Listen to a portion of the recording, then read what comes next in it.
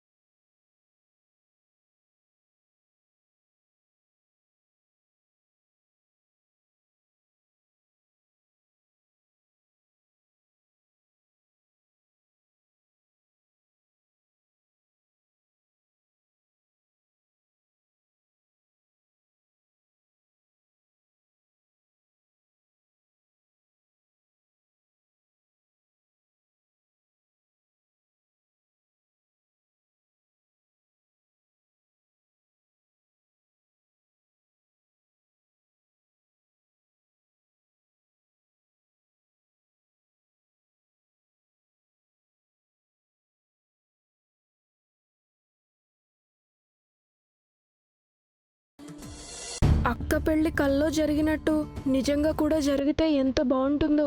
అక్క బాధలన్నీ తీరిపోతాయి.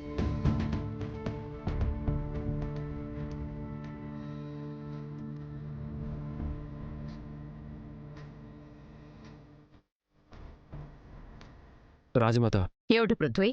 లాయర్ వచ్చారంట. ఆ, పద.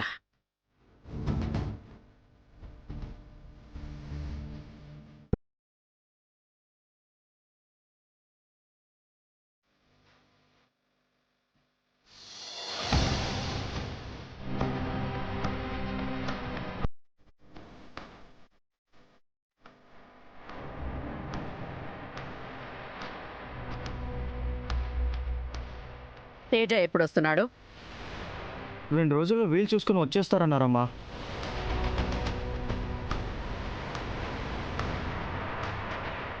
నారాయణమ్మా, నారాయణమ్మా,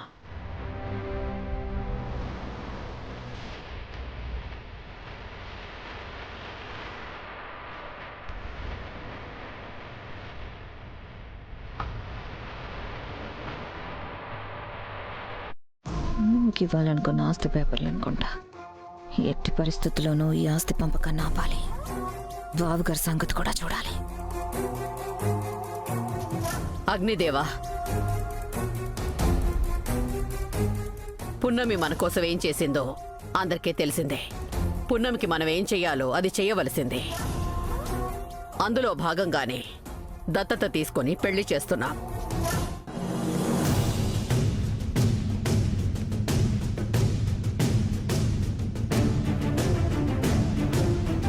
పృథ్వీకి ఎవరినిచ్చి పెళ్లి చేయాలో నాకు బాగా తెలుసు.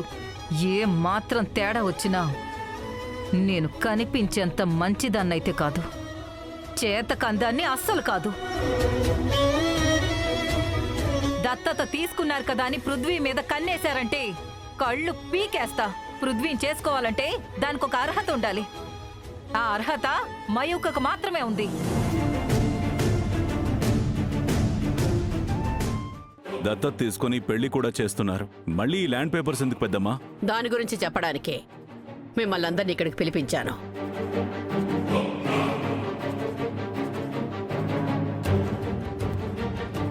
అయ్యగారోళ్ళు పున్నమికి పేరు మీద ఆస్తి రాసిస్తున్నారేమో. అది వైదికమ్మ వాళ్ళకి ఇష్టం ఉండదు, గొడవ అవుతుందేమో. స్వామి, ఏమైనా గాని ఈ పెళ్లి మాత్రం ఆగడానికి వీల్లేదు, జరగాలి. అగ్నిదేవా, మనకున్న 1000 ఎకరాల మాగాణిని ముగ్గురు పిల్లలకి న్యాయం చేయాలని 3 భాగాలు చేశాను. జాబిల్లి మయూకలకి 40% పున్నమికి మిగిలిన 20%, అంటే 200 ఎకరాలు.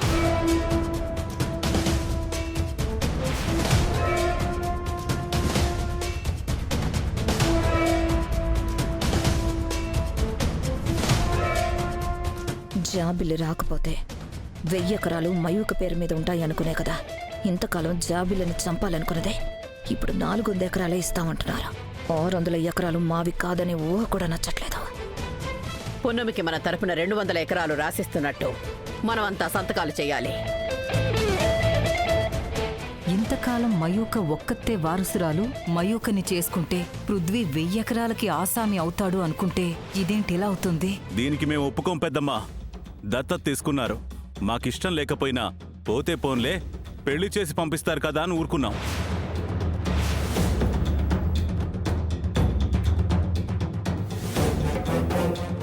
పెళ్లి పున్నమి స్థాయికి తగ్గట్టుగా సింపుల్గా చేస్తారనుకుంటే ఉన్న డబ్బంతా ఖర్చు పెట్టి ఘనంగా చేస్తున్నారు. పోతే పోనీలే, అన్నయ్య ప్రాణాలు కాపాడింది కదా, ఆ మాత్రం పెట్టకుంటే ఎలా అని ఊరుకున్నాం. ఇప్పుడు ఆస్తిలో 20% అని 200 ఎకరాలు కట్టబెట్టాలని చూస్తున్నారు. దీనికి మాత్రం ఎట్టి పరిస్థితుల్లోనూ మేము ఒప్పుకోం పెద్దమ్మా.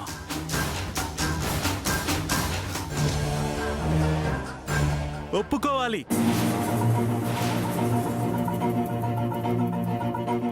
మేము ఆల్రెడీ చంద్రశేఖర్ శ్రవంతికి మాటిచ్చేశాం.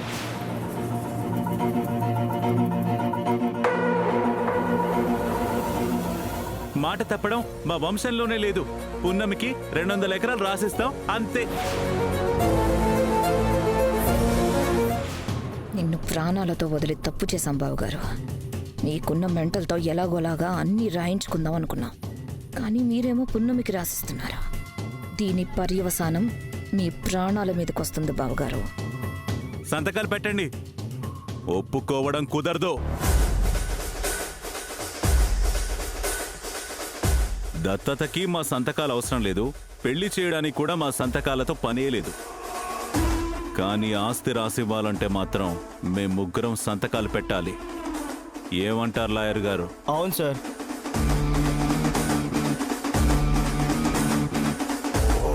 అంకుల్, పున్నమికి ఇస్తుంది 200 ఎకరాలే, మీకు 400 ఎకరాలుంటాయి. మీరేం చేయాలనుకున్నా అవి సరిపోతాయి కదా. హే,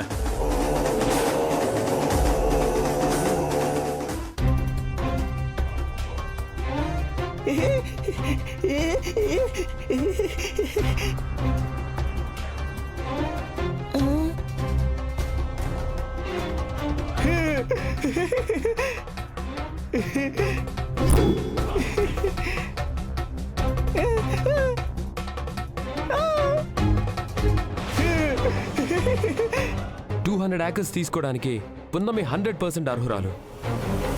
ఇవ్వడానికి ఖచ్చితంగా అందరూ ఒప్పుకొని తీరాలి. మనకి సాయపడిన వాళ్ళందరికీ ఇచ్చుకుంటూ పోతే మనకి మిగిలేది అడుక్కునే గిన్నె పృథ్వీ. వైదిక,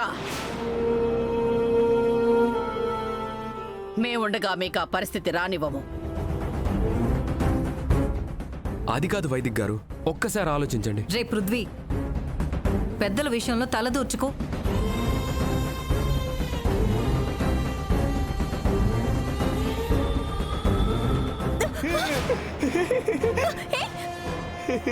ఏంటిది? నానమ్మా, పెదనానా, పెదనానా, వాడెవడో పున్నమిని కొడుతున్నాడు. పదండి, అదిగో.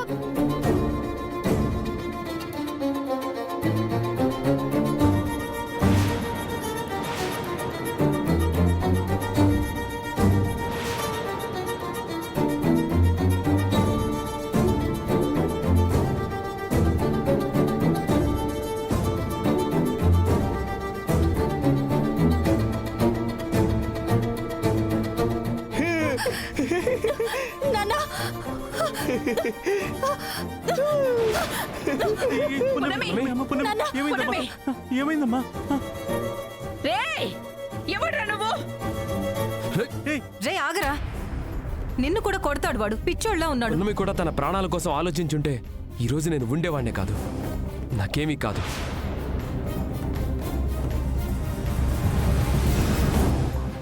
రేయ్, ఎవర్రా నువ్వు? రే వాడు నిన్నేమైనా చేస్తాడ్రా? వద్దురా. అమ్మ వీడు పిచ్చోడు కాదమ్మా, సైకోలా ఉన్నాడు. వీడిని ఇలా వదలకూడదు. రేయ్.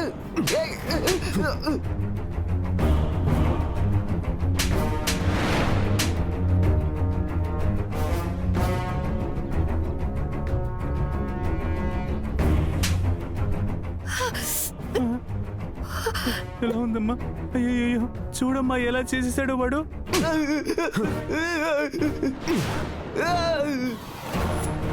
వెళ్ళ. రేయ్. రే పృథ్వీ,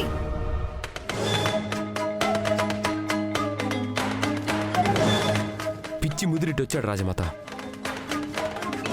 సరే లోపలికి వెళ్దాం పదండి. పెద్దమ్మా, ఇప్పుడు ఇవన్నీ ఇంత అర్జెంటుగా అవసరమా? హ, మాకు కూడా కొంచెం టైం ఇవ్వండి, మేము కొంచెం ఆలోచించుకోవాలి కదా.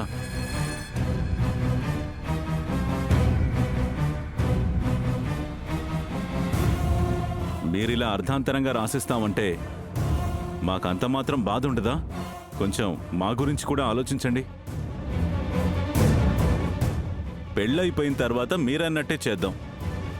అప్పటి వరకు మాకు కొంచెం టైం ఇవ్వండి. అవునత్తయ్య.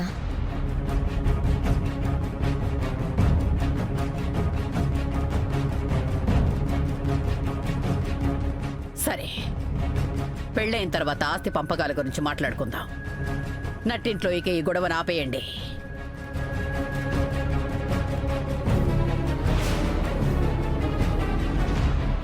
నారాయణమ్మ, పున్నమిని లోపలికి తీసుకెళ్ళి తయారు చేసి తీసుకురా. సరే. వెళ్ళమ్మా. అమ్మా, ఎంత పెద్ద ప్రమాదం తప్పింది.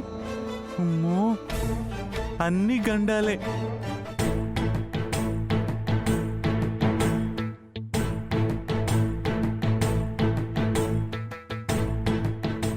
నాన్న శివదేవ, పెళ్లి పందిట్లోకి వెళదాం పద.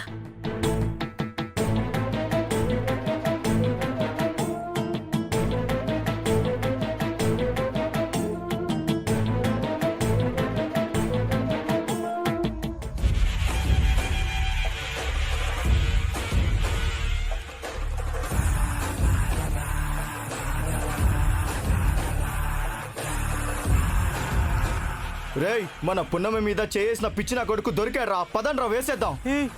నేను వస్తానైతే. మీకెందుకు సార్ శ్రమ? వాడి సంగతి మేము చూసుకుంటాం. ఆహా, వాడంతా నేను కూడా చూస్తాను. పదండి. పదండి సార్, పదండి. పదండి.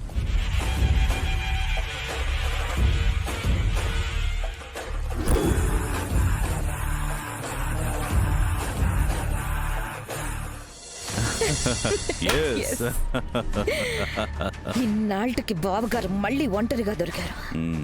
మన చేతులకి మట్టి అంటకుండానే మట్టిలో కలిపేస్తారు. ఆ పున్నమి వెళ్ళి పెళ్లి పీటల మీద కూర్చున్నప్పుడు అక్కడ అన్నయ్య మెడ మీద కత్తి వేటు పడుతుంది. ఇక్కడ పున్నమి తలంబ్రాలు పోసుకుంటుంటే అక్కడ అన్నయ్య మీద మట్టి పోస్తూ ఉంటారు. పెళ్లి ముహూర్తం అందులోనూ బావగారి కోరిక మేరకు జరుగుతున్న పెళ్లి కాబట్టి మధ్యలో ఆగే ఛాన్సే లేదు. పున్నమి ఇక్కడ లాక్ చేసి బావగారిని అక్కడ లాక్ చేస్తాం.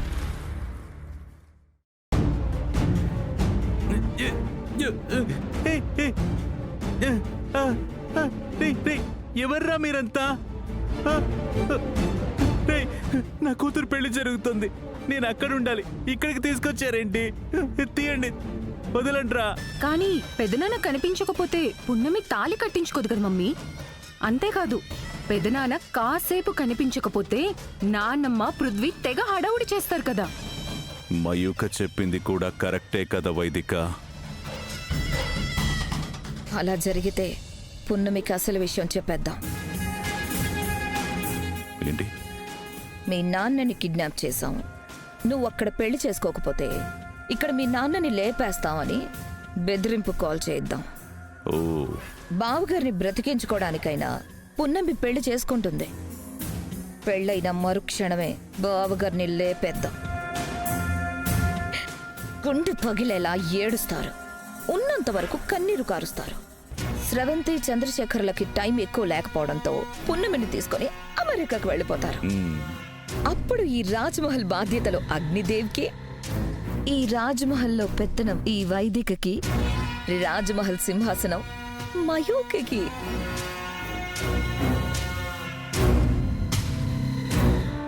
నాకు కట్లిప్పండ్రా. ఇదిగో మీకు ముందే చెప్తున్నాను, ఈ విషయం కనుక పూర్ణిమకి తెలిసిందనుకో మిమ్మల్ని చంపేస్తుంది తెలుసా. నాకు కట్లిప్పి నన్ను వదిలేయండ్రా, నేను వెళ్ళాలి. వినకపోతే మేము చంపేస్తాం, కాబట్టి కామ్గా కూర్చో. కాసేపు అయితే మంచి ముహూర్తం వస్తుంది. రే, నా మాట వినండ్రా, నా కట్లిప్పండ్రా. రే, మర్యాదగా ఎక్కువ మాట్లాడుతున్నాడు, మూతి గుడ్డ అది కట్టేసాడు. కాదు. అబ్బో.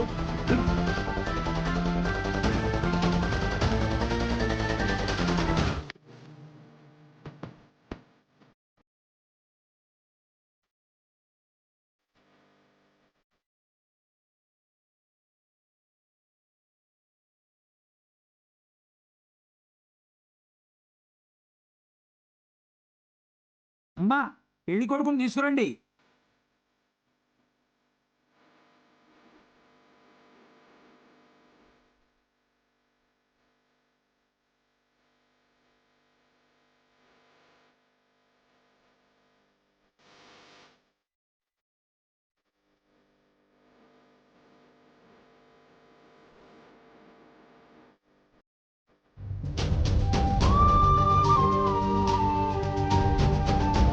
ఖచ్చితంగా ఈ పెళ్ళైతే అయ్యగారిని చంపేస్తారు.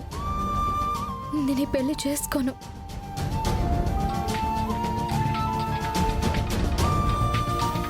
ఎవరై ఉంటారు? హలో, ఏంటి? పెళ్లి మండపంలో కూర్చోవాల్సిన పెళ్లి కూతురు మండపానికి దూరంగా కూర్చుంది. హలో, ఎవరు మీరు? పెళ్లి పెద్దోళ్ళం, ఎలాంటి ఆటంకాలు రాకుండా మీ పెళ్లి జరిపించడానికి వచ్చిన పెళ్లి పెద్దలం. మీరెవరో నాకు తెలీదు, కానీ ఎవరెంత ప్రయత్నించినా ఈ పెళ్లి మాత్రం జరగదు. అవునా? మరి మీ అయ్యగారు చచ్చిపోతారని బెదిరిస్తే అదే మీ డూప్లికేట్ నాన్నగారు.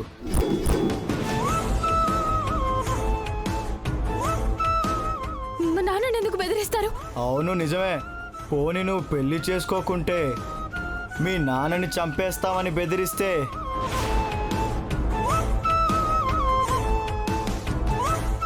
హలో, ఇంతకీ ఎవరు మీరు? మేము ఎవరనేది నీకు అనవసరం. మీ నాన్న ఇంటి నుండి మాయమై చాలాసేపు అయింది. పాపం ఇంకెవరు గమనించలేదనుకుంటా. ఒక్క నిమిషం.